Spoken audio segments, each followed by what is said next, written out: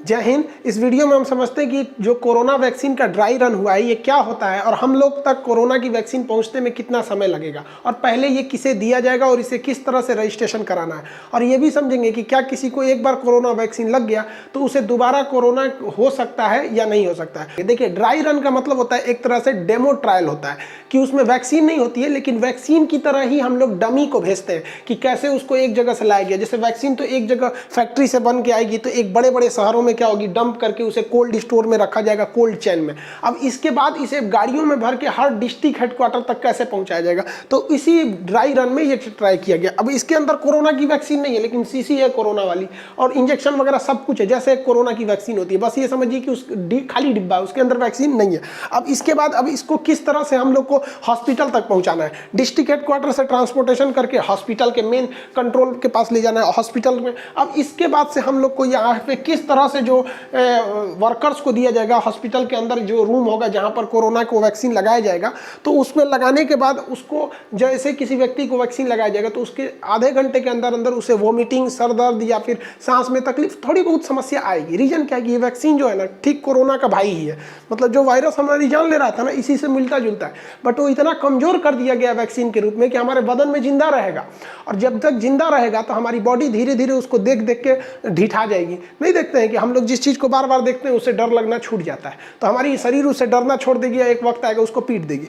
तो ये इस तरह से उसे ट्रायल किया जाएगा। देखिए, इसके जो वैक्सीनेशन होगा इसके कई पड़ाव हैं। जैसे सबसे पहला तो चीज़ ये होगा कि वैक्सीन जो कंपनी से बन के आ रही है उसका स्टोरेज, तो स्टोरेज से हमें कोई मतलब नहीं है, क्योंकि ये एडमिनिस्ट्रेटिव काम चीज़ हो जाती है। जो पब्लिक को मतलब होता है उसमें देखिए कितने फेजेज होंगे, 3। सबसे पहले कि आपको कोविन नाम के एप्लीकेशन पे रजिस्टर्ड करना पड़ेगा, बिना इसके रजिस्ट्रेशन आपको वैक्सीन नहीं लग सकती है। जब आप इसे वैक्सीन रजिस्ट्रेशन कर देंगे तो आपको एरिया बता दिया जाएगा कि किस हॉस्पिटल या किस सेंटर पे आपको कोरोना की वैक्सीन लगाई जाएगी। जब आप वहाँ आएंगे तो आपकी सेफ्टी को ध्यान में रखते हुए आपके बैठने का जगह होगा कि कहाँ आपको रखा जाए, आपको बैठने की जगह बना दीजिएगा। ये एक अलग एडमिनिस्ट्रेटिव का काम रहेगा। उसके बाद आपका जब नंबर आए तो आपको हॉस्पिटल के अंदर ले जाके वहाँ वैक्सीनेशन लगाना, वो एक अलग टीम करेगी, उसको इससे कोई मतलब नहीं है। जब वो वैक्सीन लगा देगी तो आपको एक अलग वार्ड में रखा जाएगा, जहाँ आपको आधे से 1 घंटे तक आप पर निगरानी रखेगी।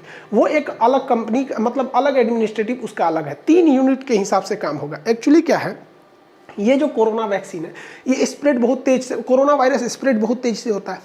अब मान के चलिए ऐसा भी तो हो सकता है कि जो वैक्सीन लगवाने आ रहा है उसी में से कोई एक तो पीड़ित हो, तो इसलिए ये सब चीज़ का खासा ध्यान रखा जाएगा। अब मान के चलिए कि किसी ने कोविन नाम के एप्लीकेशन पे रजिस्ट्रेट नहीं किया है और वो यहाँ पे पहुँच गया, तो गवर्नमेंट का कहना है कि वहाँ एक अलग काउंटर लगी रहेगी जहाँ पर उन्हें वहाँ जाकर वो कोविन नाम के एप्लीकेशन पे रजिस्टर्ड करा ले। उसे उस दिन तो मतलब वैक्सीन नहीं लगेगी, लेकिन उसे आगे फर्दर का डेट बता दिया जाएगा। ऐसा इसलिए किया जा रहा है ताकि धांधली ना हो, जिन्हें मिलना चाहिए, जो जेन्युइन है, जो तरीका है, उन्हें मिलना चाहिए। ऐसा नहीं है कि पैसे वाले, पहुंच वाले, अमीर लोग धड़ाधड़ ले लें, बाकी लोग को दिक्कत हो जाएगा। तो उससे बेहतर है भैया आप एप्लीकेशन लीजिए, आपका नंबर आएगा, कराइएगा, नंबर नहीं आएगा तो चुपचाप बैठल रहिए। आप जाएंगे कहेंगे हमारा करा दीजिए, तो विदाउट इसके रजिस्ट्रेशन आप नहीं कर सकते। गवर्नमेंट ने इसका बखूबी ध्यान रखा है। क्यों? क्योंकि गवर्नमेंट को पता है कि रजिस्टर्ड कितने लोग हुए ऑनलाइन और कितनी वैक्सीन आज खर्च हो गई, वो सारा डाटा रहेगा। इसमें धांधली की सवालें पैदा नहीं होती है, शुरुआत में तो नहीं होगी। यहाँ पर देखिए, भारत की जो कोविशील्ड वैक्सीन है उसे एस्ट्राजेनेका और ऑक्सफोर्ड यूनिवर्सिटी ने मिलकर डेवलप किया और कई देशों में इसका ट्रायल किया, बहुत लंबा ट्रायल किया। आप जानकर ताज्जुब करेंगे, ऑक्सफोर्ड यूनिवर्सिटी ने इसका ह्यूमन ट्रायल मार्च के महीने में ही कर दिया था, जो पूरी दुनिया के इतिहास में पहली बार किसी वैक्सीन पर इतना तेजी से काम किया गया था, और वो काफ़ी लंबा समय लगा, लगभग 1 साल का समय लग गया। फिर भारत में सीरम इंस्टीट्यूट ऑफ इंडिया इसका ट्रायल कर रही थी, आधार पुणे वाला जिसके हेड है, तो उन्होंने काफ़ी किया। अब उसको भी हम लोगों ने क्या कर लिया, मान्यता मिल गया। तो जो एस्ट्राजेनेका और ऑक्सफोर्ड की जो वैक्सीन है इसे हम लोग कहते हैं कोविशील्ड। अब ये अलग अलग देशों में अलग अलग नाम से मिलती है। अब जैसे अलग अलग देश ने अलग अलग वैक्सीन भी बना के रखी है, जैसे फाइजर हो गया, मॉडर्ना हो गया। अब इन तीनों वैक्सीन में खासियत देखिए, सबसे बेस्ट अगर कहिएगा तो फाइजर है, क्योंकि इसकी एक्यूरेसी लगभग 98% ये अच्छा है। लेकिन इसकी समस्या क्या है, -70 डिग्री पर रखना है। भाई साहब, उतना तो हमारे पास वो तो टेक्नोलॉजी नहीं है, जाएगा तो दिक्कत हो गया वैक्सीन खोजने का। उतना ठंडा करने वाला फ्रिज खोलिए तो एक समस्या है। इसके साथ मॉडर्ना के साथ क्या है, ये -15 से 20 तक रह जाता है, तो इतना तो कर लेगा आदमी। लेकिन सबसे बेस्ट क्या है भैया, एस्ट्राजेनिका और ऑक्सफोर्ड, जिस हिंदुस्तान में किस नाम से, कोविशील्ड के नाम से बेचा जाएगा। तो वो 2 से 8 डिग्री सेल्सियस पे रह सकता है, वो तो नॉर्मल फ्रीज रहता है, 2 से 8 डिग्री पे नॉर्मल रख सकते हैं 6 महीने तक। तो ये हमारे लिए इतने जनसंख्या वाले देश के लिए सबसे बेस्ट है। अब ब्रिटेन जो है, ब्रिटेन में ये तीनों वैक्सीन है, क्योंकि पहले से ही उसने करार कर रखा था। लेकिन वहाँ पर जो कोरोना का एक नया स्ट्रेन देखा गया है कोविड का, वो काफ़ी तेज़ी से फैल रहा है। इस वजह से ब्रिटेन के कई जगहों पे स्कूलों को तो फिर से बंद कर दिया गया, आंशिक रूप से वहाँ पे भी लॉकडाउन लगा दिए गए हैं। भारत के लिए खुशी की बात यह है कि आज 3 तारीख को भारत में 2 वैक्सीन को drug controller general of India ने अप्रूवल दे दिया। इसे तो पहले दे दिया, उसके एक दिन बाद इसे भी दे दिया। ये ब्रिटेन में डेवलप किया गया है, वहाँ बनाया गया है, भारत में केवल ट्रायल किया गया है। लेकिन ब्रिटेन के पास इतनी मशीनरी नहीं है कि इसका प्रोडक्शन कर सके, इसलिए भारत को उसने कहा कि भैया तुम 5 हमको डोजेज बना के दो। और भारत की company serum institute of India ने 5 करोड़ डोज बना के रख भी लिया। किसका? कोविशील्ड का। तो सीरम इंस्टीट्यूट ऑफ इंडिया ने इसे डेवलप की, मतलब ये केवल मैन्युफैक्चरिंग किया है। जबकि भारत की एक कंपनी भारत बायोटेक, इसकी एक अलग वैक्सीन है जिसका नाम है कोवैक्सीन। तो ये भी अब इसको भी मंजूरी मिल गई है, दोनों को इमरजेंसी मंजूरी मिल गई है यहाँ पर। अब देखिए समस्या क्या चीज़ है। इन्होंने जो सीरम इंस्टीट्यूट ऑफ इंडिया ने ब्रिटेन से जो समझौता किया था, इसके तहत कहा गया था कि जितने भी बनाएंगे उसका 50% इंडिया में रखेंगे, बाकी वो ब्रिटेन समझौते के हिसाब से कंपनी को दे देंगे। तो इनके पास 5 करोड़ अभी स्टॉक में है, 2.5 करोड़ तो इंडिया का ही हो जाएगा। ये कह रहे हैं कि हम फरवरी से इसकी प्रोडक्शन और डबल कर देंगे। तो यहाँ पे आप समझिए, फरवरी से इसका प्रोडक्शन डबल नहीं, आप कहिए तो 4 गुना हो जाएगा, क्योंकि ये डबल करेंगे तो भैया ये भी तो बन के रेडी है, ये भी डबल करेगा। और पूरी दुनिया में सबसे तेजी से वैक्सीन भारत ही बनाता है।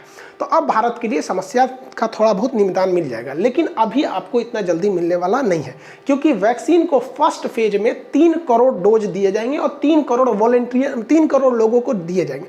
इसमें डॉक्टर, नर्स, सफाई कर्मी, एम्बुलेंस के जो स्टाफ हैं, ड्राइवर हैं, उन्हें फ्रंट लाइन वर्कर्स हैं, पुलिस है, हमारी आर्मी है, डिफेंस है, या जो कोरोना वॉरियर्स हैं, जो डायरेक्ट इनडायरेक्ट कोरोना से कैसे भी इन्वॉल्व हो रहे हैं डेली उन लोग से पहले उन्हें दिया जाएगा। और ये ज़रूरी भी है उन्हें देना, क्योंकि जब वो स्वस्थ रहेंगे तो ही हम और आप स्वस्थ रहेंगे। कितना मेहनत से उन लोगों ने 2020 का काम किया। 2020 तो समझिए कोरोना वॉरियर्स के लिए, मतलब उन्हीं ने ही बचा के रखा 2020, जो हम लोगों ने एंट्री मारा 21 में। उसके बाद फिर आम लोगों को दिया जाएगा। अब देखिए, ये वैक्सीन 100% कारगर नहीं है। कोई भी वैक्सीन अगर 50% से ज़्यादा कारगर हो जाती है ना, तो वो उसको माना जाता है कि नहीं ये सेलेक्टेड है। लेकिन ये वैक्सीन लगभग 70 से 80% है। ये भी डिपेंड करता है कि मान के चलिए मेरा इम्यूनिटी सिस्टम अच्छा है, हमें वैक्सीन दिया गया तो हमें 90% काम करेगा। किसी की इम्यूनिटी सिस्टम कमज़ोर है तो उसमें वही वैक्सीन दिया जाएगा तो उतना नहीं काम कर पाएगा, ऐसा है। लेकिन हाँ, इतना तो ज़रूर है कि ये अभी something is better than nothing, जहाँ कुछ नहीं था तो उससे तो बहुत अच्छा है। लगभग 26 जनवरी से मान के चलिए कि कोरोना वॉरियर्स जो मेडिकल स्टाफ है उन लोग को लगना चालू हो जाएगा, और फरवरी मिड तक में उन लोग को लग के खत्म हो जाएगा। उसके बाद फरवरी के बाद यानी फरवरी लास्ट से आम जनजीवन के लिए ये लगना चालू होगा। फिर सरकार डिसाइड करेगी कि पहले बच्चों को या बूढ़ों को या फिर बाहर जो ऑफिस वगैरह में काम कर रहे हैं उनको दिया जाए। अब ये कोविन नाम के एप्लीकेशन पे आगे फर्दर प्लानिंग सरकार बताएगी। खैर 2021 में कोरोना का अंत एकदम लिखा हुआ है, कोरोना भी खत्म हो जाएगा। गवर्नमेंट ने भी ऑर्डर किया था कि 4 तारीख से आप क्लासेस को खोल सकते हैं। अब हम क्लास को 4 तारीख से नहीं खोल सकते, क्योंकि हमारे लिए थोड़ा सा ज़्यादा दिक्कत हो जाएगा। रीज़न क्या है, हमारे पास क्राउड बहुत ही ज़्यादा है। अब इस क्राउड को रोकने के लिए थोड़ा सा दिक्कत है, मैनेजमेंट को भी समझना पड़ेगा यहाँ पर, और गवर्नमेंट के नॉर्म्स भी ज़्यादा है। तो हमारे क्लासेस 10 तारीख के बाद ही चालू होंगे ऑफलाइन वाले क्लास में। बाकी ऑनलाइन की सारी चीज़ें चलती रहेंगी, क्योंकि गवर्नमेंट के रूल के हिसाब से हम उस तरह से पहले की तरह नहीं बैठा सकते। हज़ारों लड़कों को एक ही बार बैठा दो फिर छोड़ दो वहाँ पर।